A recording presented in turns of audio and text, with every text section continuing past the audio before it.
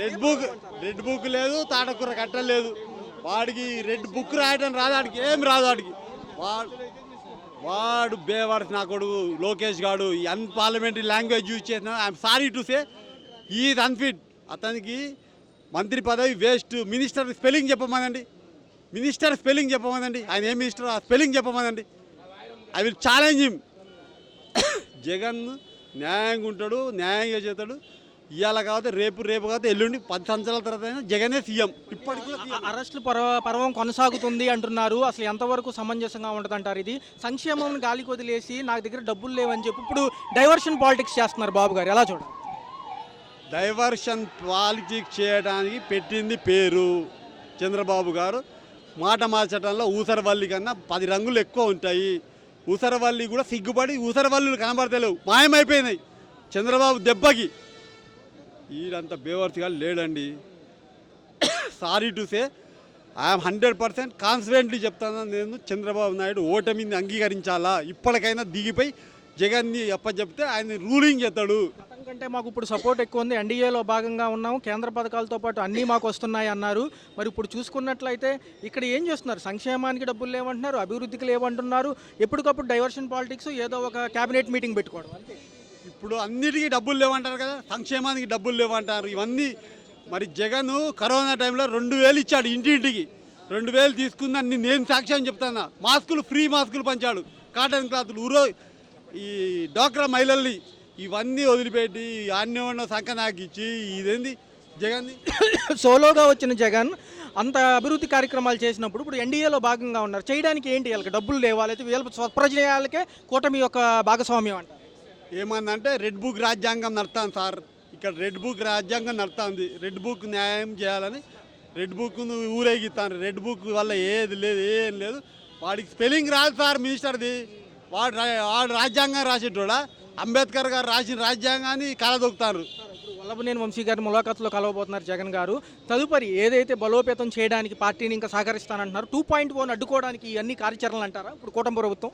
ఏం లేదండి, జగన్ ఆయన ఓదార్స్తాడు. ఇది ఓదార్పుగా అంతే.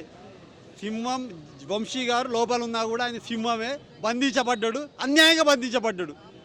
ఆయన రిలీజ్ అవుతాడు. ఆయన మనకు సహాయంగా మనందరికి ప్రజల కోసం వచ్చిండు. ఆయన జిల్లా ఆయన కలవరిస్తాడు, అంతే పలకరిస్తాడు. ప్రజలు చూస్తూనే ఉన్నారు, సంక్షేమం అంతా కూడా అంతా లోపభూయిష్టంగా ఉంది, ఎక్కడా కూడా ఏది పారదర్శకంగా అమలు అవటం లేదు. సో లాస్ట్ వరకు ఇలాగే కొనసాగుతుందా? 4 ఏళ్ల పాటు భరించాల్సిందేనండి.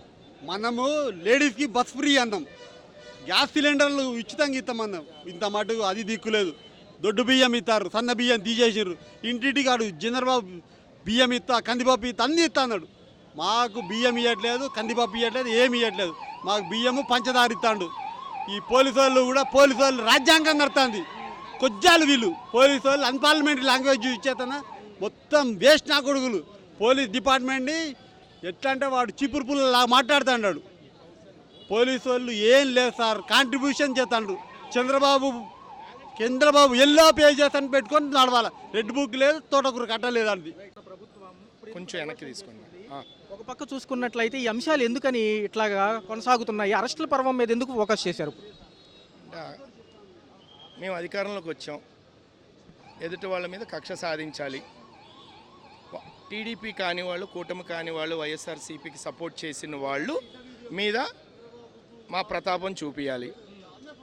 ఇప్పుడు పవర్లో ఉన్న ఎమ్మెల్యే అవని, కార్యకర్త అవని, సీఎం అవని వాళ్ళ మాటే డిపార్ట్మెంట్ వింటారు. డిపార్ట్మెంట్ మనం తప్పు పట్టడానికి లేదు, దే ఆర్ వెరీ గుడ్. యాక్చువల్గా ఏంటంటే మనం ఈ రోజున స్టేట్లో కానీ సెంట్రల్లో ఉన్నామంటే సెంట్రల్లో బార్డర్ మిలిటరీ, స్టేట్లో పోలీసుల వాళ్ళే. కానీ బట్ ఏంటంటే పోలీస్ వ్యవస్థ కూడా ఇలా ఎందుకు మారుతుందంటే కేవలం political pressure. Next red book రాజ్యాంగం అనేది బైబుల్, ఖురాన్, భగవద్గీత అని అనుకుంటున్నారా వీళ్ళు? ఏమన్నా మాట్లాడితే దావోస్లో కూడా అదే చూపిస్తున్నారు, ఎక్కడైనా అదే ఉంది. మరి సంక్షేమ పథకాలకి 9 నెలలు అయిపోతుంది, ఎక్కడా కూడా ఆచితూచి కూడా చేయట్లేదు, ఎందుకంటారు? సంక్షేమ పథకాలు అనే దానికి ఆయనే 6 గ్యారెంటీలు అని అన్నారు. 100% 6 గ్యారెంటీలు ఆయన ఫుల్ఫిల్ చేయలేదు. పైగా ఏమనంటే రాష్ట్రంలో నిధులు లేవు, జగన్మోహన్ రెడ్డి గారు అప్పులు చేశారు, దానివల్ల మేమేమీ చేయలేకపోతున్నాము. దాన్ని అంటారు రీఎస్టాబ్లిష్ చేసి మనీని గ్రోత్ చేసిన తర్వాత సంక్షేమ పథకాలు ఇస్తానన్నారు. ఏ నాయకుడు అలా మాట్లాడకూడదు. ఎందుకంటే కేంద్రం అండున్నప్పుడు కేంద్రం నుండి నిధులు తెచ్చుకోవాలా, రాష్ట్రానికి ఇచ్చిన హామీలు ఫుల్ఫిల్ చేయాలా. కాబట్టి అసమర్థత మాటలు, అసమర్థత ప్రభుత్వం. నెక్స్ట్ దావోస్ వీళ్ళు వచ్చారు అక్కడ, ఈసారి కర్ణాటక తెలంగాణ తీసుకెళ్ళిపోయింది కంపెనీస్ కూడా. వీళ్ళు ఉత్త చేతులతోనే వచ్చారు. తొలిగా అడిగి పడింది అంటున్నారు కానీ అక్కడ అసలు ఎక్కడా పారదర్శకత్వం లేదు. రెండోది చూసుకుంటే కేంద్రం సపోర్ట్ లేనప్పుడే జగన్మోహన్ రెడ్డి గారు అంత చేసినప్పుడు ఇప్పుడు ముగ్గురు కలిసి వచ్చారు కదా, పవన్ కళ్యాణ్ గారు, ఇటుపక్క మోడీ గారు, ఇటుపక్క బాబు గారు. ఎన్డీఏ కూటమి ఎందుకు ఇంత నిర్లక్ష్యంగా ఉంది? ఎన్డీఏ కమిటీ వేడుక చూస్తుంది సార్. ఎందుకంటే తెలుగుదేశంతో ఎన్డీఏ కూటమి ఉన్నా కూడా 100% they are supporting to the Jaganmohan Reddy గారు. బికాస్ ఆఫ్ రాజ్యసభలో జగన్మోహన్ రెడ్డి గారికి ఉన్నంత సంఖ్యాబలం వీళ్ళకి లేదు. మండల్ లెజిస్లేటివ్ కౌన్సిల్లో కూడా వీళ్ళకున్న సంఖ్యాబలం వాళ్ళకి లేదు. కాబట్టి they are waiting, they are showing, they are observing what the state అని. చెప్తున్నారు సార్. ఇదే అంశం చూసుకుంటే సంక్షేమం అమలుకి లోకల్ పట్టభద్రుల ఎమ్మెల్సీ ఎలక్షన్కి సంబంధించి అంశాలు కోడ్ అమల్లో ఉంది, మేము తర్వాత చేస్తాము, జూన్ నుంచి చేస్తామంటారు. ఇవన్నీ అమలు అవుతాయి అసలు? సార్ దేర్ ఏంటంటే ఇప్పుడు పాసింగ్ క్లౌడ్స్ అంటారు, తెలుసా మీకు? పాసింగ్ క్లౌడ్స్ అంటే దాని అర్థం తెలుసా మీకు?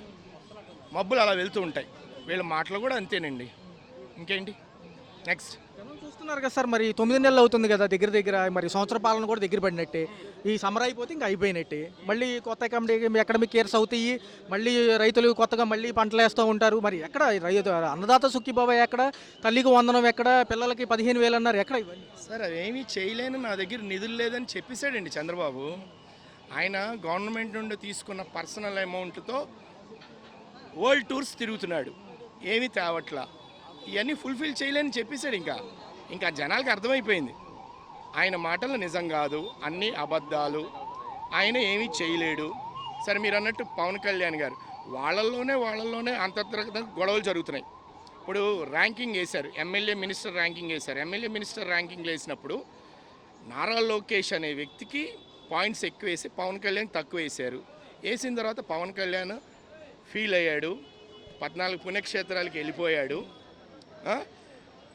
చంద్రబాబు గారు 2-3 సార్లు ఫోన్ చేయడంతో ఆయన ఫోన్కి అందుబాటులో లేకపోవటం, నాదళ్ళ మనోహర్ గారికి ఫోన్ చేస్తే నాకు నడువు నొప్పిగా ఉంది, పవన్ కళ్యాణ్ గారిని మాట్లాడిస్తానంటాం. 14 పుణ్యక్షేత్రాలు చేసేసుకుని మళ్ళీ ఇండియా వచ్చాక మొన్న ఒక రియాలిటీ షో జరిగింది. అది అయితే నాకు తెలిసి నా జీవితంలో ఇంత వరస్ట్ రియాలిటీ షో నేను ఎప్పుడు చూడలే, మ్యూజికల్. అది కేవలం ఇన్కమ్ కోసం శ్రీ చైతన్య జూనియర్ కాలేజెస్ వాళ్ళతో టైఅప్ అయ్యి ఫండింగ్ తీసుకోవడానికి వాళ్ళకి ఇన్కమ్ కావాలి ఏదో రకంగా. అందుకని ఆ musical night SS Thaman, Nandamuri Thaman అంటే ఇంటి పేరు మారిందంటే దాని అర్థం ఏంటండి? తండ్రి మారిపోయినట్టేగా. అంటే వీళ్ళ ప్రభుత్వాలు ఎలా ఉన్నాయంటే మీరు ఆలోచించుకోండి. రీసెంట్గా జరిగిన స్టేడియంలో మ్యూజికల్ నైట్ ఇన్కమ్ సోర్స్, ఇంకేముంది అంటే ఆ టైంకి ఆ ప్రోగ్రామ్కి డిప్యూటీ సీఎం పవన్ కళ్యాణ్ గారు వచ్చారు. దానివల్ల ఉపయోగం ఏంటి? వీళ్ళలోనే 100% డిస్టర్బెన్స్ జరుగుతున్నాయి. రేపో మాపో డిప్యూటీ సీఎంగా లోకేష్ గారిని అనౌన్స్ చేయడంతో పవన్ కళ్యాణ్ గారు బయటికి రావడం జరుగుతుంది. కూటమి లాంగ్ స్టాండర్డ్ ఉండదు. 15 ఏళ్ళు మీతో కలిసి ఉండాలి బాబు గారు, మా విజనరీ, మాకు మార్గదర్శనం ఈయనే చెప్పారు కదా సార్ అందరూ. సార్ అసలు బాబు గారు అంటే ఆయన విజనరీ, ఆయన నమ్మడం ఎవరు నమ్మరు సార్. అయిపోయింది, ఆ శతకం అయిపోయింది. ఎందుకంటే బాబు గారు అనే వ్యక్తి ఇచ్చిన హామీలు ఏమీ ఫుల్ఫిల్ చేయలేదు sir. Is not a straight leader. మీకు అర్థమైందా? జనాల నుండి వచ్చిన లీడర్ కాదు. అర్థమైందా మీకు? జనాల నుండి వచ్చిన లీడర్ ఎవరు అంటే చెప్పండి పేర్లు. జనాల గుండెల నుండి వచ్చిన వాళ్ళు ఎవరు? వైఎస్ రాజశేఖర రెడ్డి. చెప్పండి. నందమూరి తారక రామారావు గారు ఉన్నారు, ఆయన జనాల నుండి వచ్చిన వ్యక్తి. వైఎస్ రాజశేఖర రెడ్డి ఉన్నారు, జనాలు గుండెల నుండి వచ్చిన వ్యక్తి. అలాగే ఇప్పుడు ఆయన తనయుడు మాజీ ముఖ్యమంత్రి వైఎస్ జగన్మోహన్ రెడ్డి గారు. లీడర్షిప్ అంటే ఇది సార్. స్ట్రైట్గా రావటం, బ్యాక్ సైడ్ నుండి రావటం అనే దానికి తేడా ఉంది కదా. ఫ్రంట్ గేట్కి బ్యాక్ గేట్కి డిఫరెన్సియేషన్ ఉంది. ఈయన ఫ్రంట్ గేట్ లీడరా, బ్యాక్ గేట్ లీడరా? నెక్స్ట్ ఏం లేవండి, కంటిన్యూ హామీ అన్న ఉంటే అవి అన్న చేస్తున్నారేమో, అవి కూడా చాలా వరకు ఆగిపోయినట్టున్నాయి. ప్రజెంట్ అయితే ఓన్లీ ఇప్పుడు ఏళ్ళు కనుక్కోవడం సరిపోతుంది. అరెస్టుల పర్వం ఎక్కువగా ఉంది. కొంచెం చూసుకుంటే మొన్నటి నుంచి కూడా అరెస్టుల పర్వమే ఉంది. నుంచే కాదు, ఆల్మోస్ట్ ఆల్ 8 months కూడా అదే జరుగుతుంది.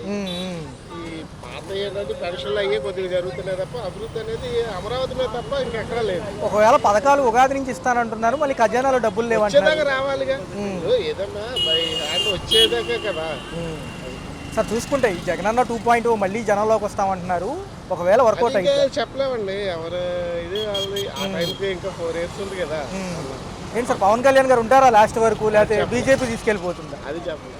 ఎందుకంటే వాళ్ళు ముగ్గురు టైప్ అయింది, ఏ రోజు ఎలా ఉంటుందో తెలియదు. ఒక ఇంట్లో ఉన్న ముగ్గురు అన్నదమ్ములు ఒకలా ఉంటారు, ఒక కోపట్లో ఎలా ఉంటారు. సార్ సార్ అంటే పెరిగిన ధరలు, నిత్యావసర సరుకులు ధరలు బాగా పెరిగినాయి. లాస్ట్ తో పెట్టుకుంటే ఇప్పుడు మటుకు బాగా సార్ 4 yearsలో అమరావతి పోలవరంతో పాటు కంపెనీలు అంటున్నారు కదా, ఈసారి ఎలా చెప్తాగా బై హ్యాండ్ వచ్చేదాకా మీరు ఏది నమ్మడానికి లేదు. చేతిలో పడితేనే కదా. అమరావతి అయితే నాకు తెలిసి చంద్రబాబు నాయుడు డ్రీమ్ కాబట్టి అది ఆయన కంప్లీట్ చేసుకోగలుగుతాడు. పోలవరం అనేది మరి పథకాల కోసం ఏది ఎదురు చూసే వాళ్ళ పరిస్థితి ఏంటి సార్? ఎలా అనిపించింది? గతం కంటే ఇప్పుడు బాగుందా, గతమే బాగుందా? ఆశాజనకంగా ఉంది. ఓ పక్క అభివృద్ధి సంక్షేమం అంటున్నారు, కానీ సంక్షేమం లేట్ అవుతుందని జగన్ గారు 2.0 అంటున్నారు. అంటే విత్తనం నాటకైన మొక్కలు రావాలి, పళ్ళు ఆశించకూడదు కదా. అన్న ఏంటి అరెస్టుల పర్వం ఎలా చూడాలి? రెడ్ బుక్ ఏనంటారు? అంటే ప్రభుత్వ అనుకూలంగా జరిగే కొన్ని ఉంటే ఇబ్బందికర సంఘటనలు ప్రతీకారం తీర్చుకోవాలి ఖచ్చితంగా. ప్రతీకారాన్ని కాదు, దానికి తప్పు చేసి శిక్ష పడాలి కదా ఎవరికన్నా. ఆ క్రమం కూడా అనుకోవచ్చు. పృథ్వీ గారు అని 30 years ఇండస్ట్రీ ఆయన కూడా మాట్లాడుతున్నారు, 150 కోట్లు 11 కోట్లు అంటున్నారు. ఏంటి 150 కోట్ల మంది జనాభా అండి, రకరకాల మాట్లాడతారు. మీరు ఒకలా మాట్లాడి నేను మాట్లాడతాను. సార్ కిరణ్ రాయల్ గారి అంశం ఎలా చూడాలంటారు? అది కూడా ఒక కొద్దిగా హడావుడి అయింది. పవన్ కళ్యాణ్ గారు చర్యలు తీసుకుంటారా?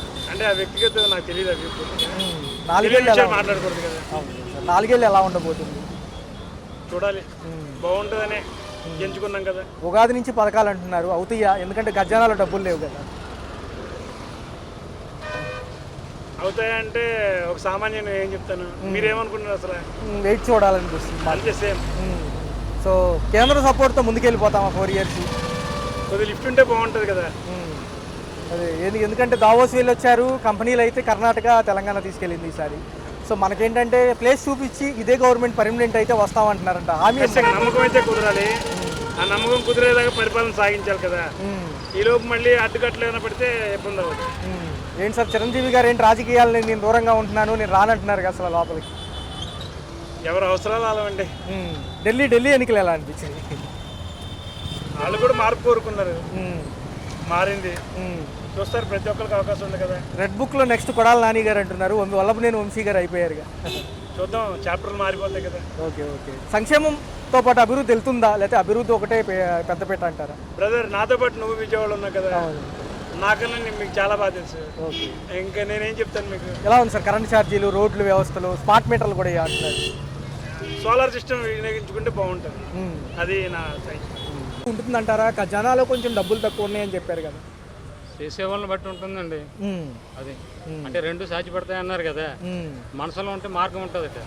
ఆ చేసేవాళ్ళని బట్టి ఉంటుంది. ఈ అరెస్టుల పర్వం ఎలా ఉంది? రెడ్ బుక్ రాజ్యాంగం ప్రకారం ఇంతకుముందు ఇబ్బంది పెట్టిన వాళ్ళందరినీ కూడా మాజీ నాయకుల్ని తీసుకుంటున్నారు కదా, ఏమనిపిస్తుంది? కొంతవరకు ఇదివరకు ఇబ్బంది పెట్టిన వాళ్ళు అంటారా, వాళ్ళకి కేసులు ప్రూఫ్ అవ్వాలిగా. తప్పు చేస్తారు, తప్పించుకోవడానికి అనేక మార్గాలు ఉంటాయి. ప్రూఫ్ అవుతేనే వాళ్ళ మీద యాక్షన్ తీసుకుంటారు ఎవరన్నా, లేకపోతే ఏం చేయలేరుగా. 14 రోజులు రిమాండ్ వల్లభనేని వంశీ గారు, నెక్స్ట్ కొడాలి నాని గారు అంటున్నారు. అదేలేండి, ఇప్పుడు వాళ్ళు ఇన్వెస్టిగేషన్ చేయగా కొన్ని ఆధారాలు దొరికినాయి, వాటిని బట్టి యాక్షన్ తీసుకున్నారు. తప్పు చేసిన వాళ్ళకి వాళ్ళ ఆధారాలు ప్రూఫ్ అయితే అప్పుడు యాక్షన్ తీసుకున్నారు. వార్తాపత్రికలు కానీ ఇటు చూసుకున్న ఈ కిరణ్ రాయల్ గారి విషయం హడావుడి అవుతుంది.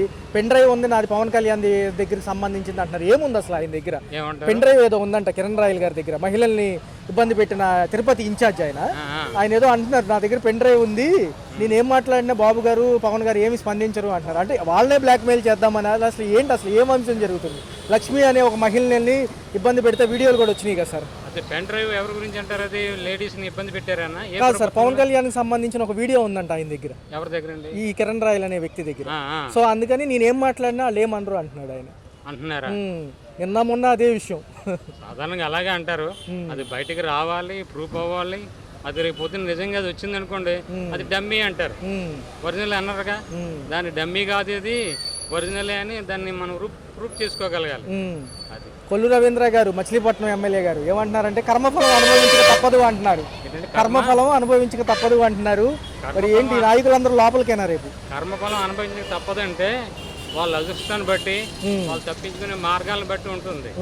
ఇంకా ఆ కర్మఫలం అనేది ఎట్లా అంటే ఇంకా నెక్ ఆఫ్ ది మూమెంట్, ఆఖరి మూమెంట్లో రావచ్చు కొంతమందికి రాకపోవచ్చు. ఈ ఉపాధ్యాయుల నియామకం ఈ పట్టభద్రుల ఎమ్మెల్సీ అనంతరం ఉంటుంది అంటున్నారు. డిఎస్సి కూడా ప్రకటించలేదు కదా సార్. డిఎస్సి ఉంటుందండి, ఎందుకంటే ఇప్పుడు మార్చి తర్వాత ఏప్రిల్లో ఇస్తారు, జూన్ నాటికి పోస్టులు వస్తాయి. ఒకవేళ ఇవ్వలేదు అనుకోండి, గత ప్రభుత్వంలో కానీ ఇదే అవుతుంది. ఏంటి సార్ తల్లికి వందనం రెడీగా ఉందంటున్నారు, నిజమేనా అమలు అవుతుందా? ఈ 15,000 ఇవ్వాలి కదా. ఇప్పుడు బడ్జెట్లో పెడుతున్నారు కదండి, బడ్జెట్లో పెట్టిన తర్వాత అమలు చేస్తారు. ఇప్పుడు లాస్ట్ ఇయర్ అదే పిల్లలకు 15,000 ఇస్తున్నారు కదా, అది ఇవ్వలేమని చెప్పేసాడు, వచ్చే సంవత్సరం ఇస్తానన్నాడు, ఇస్తాడు ఆయన. అట్లాగే ఇది కూడా. ఏంటి సార్ మరి మిగతా సంక్షేమాలు చూసుకుంటే ఇంకా ఎదురు చూస్తున్నారు జనం 8 నెలల పాలనలో ఎలా ఉండబోతుంది? కేంద్రం మొన్న ఢిల్లీ కూడా కైవసం అయింది కాబట్టి ఈసారి ఇక మరి మనోళ్ళు చెప్పింది వింటుందా లేకపోతే అలా వాడుకుంటూ ఉంటుందా? ఎట్లా అంటారు? కేంద్రం చెప్పింది మనం ఏదైతే ఉందో కేంద్రం చెప్పినట్టుగా మనకు హామీలు ఇచ్చారు కదా సార్, అన్ని నెరవేరుస్తామని. వాళ్ళతో మనం ఎన్డీఏ కూటమిలో భాగంగా ఉన్నాం కాబట్టి వాళ్ళు చెప్పినవి అన్ని అమలు చేస్తారా లేకపోతే వెనకలాక్కుంటారా? మళ్ళీ ముందు పోలవరం పూర్తి అవుతుందండి, తర్వాత రాజధాని, ఈ రెండు అయిన తర్వాత మిగిలినవి. జగన్ 2.0 అంటున్నారు, మళ్ళీ ఇప్పుడు జనంలోకి ప్రజల్లోకి వస్తారంటున్నారు. సమయం పడుతుందా, వస్తుందా? నిజంగా వస్తారా? హామీలు నెరవేర్చకపోతే అప్పుడు రావచ్చు, రావడానికి అవకాశం ఉంది. అవుతాయి అంటారా హామీలు మొత్తం కూడా? హామీలు పూర్తిగా కాకపోయినా సగం అమలు చేస్తారండి.